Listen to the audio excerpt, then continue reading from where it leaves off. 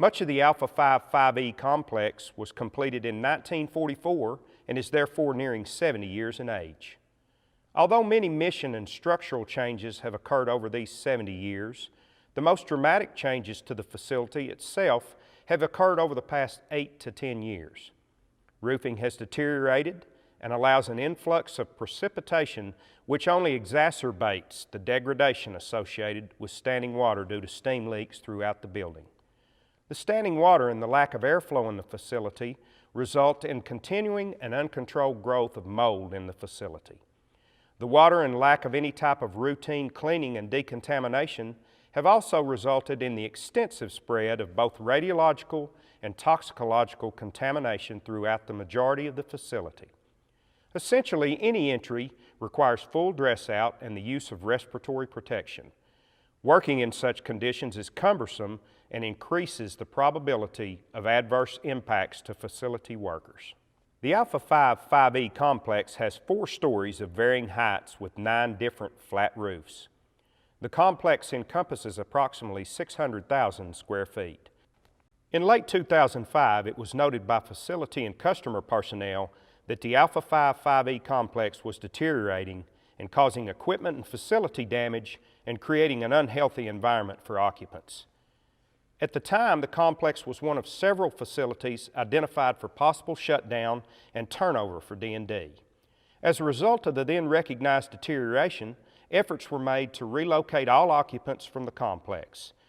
Efforts were also made to address the recognized hazards of insufficient lighting, steam leaks, and an impaired sewage lift station. Roof leaks were prevalent in the complex at the time, and patching occurred as funding allowed, but due to the postulated pending shutdown of the complex, extensive repairs were not deemed necessary. Brine leaks, wind tunnel flooding, cross-contamination, rodent and bird droppings, and excessive paint flakes were also noted as problem issues. Fast forward 8 years. The complex still considered as a non-enduring excess or legacy facility, but it's uncertain when funds will become available to transition the facility for D&D.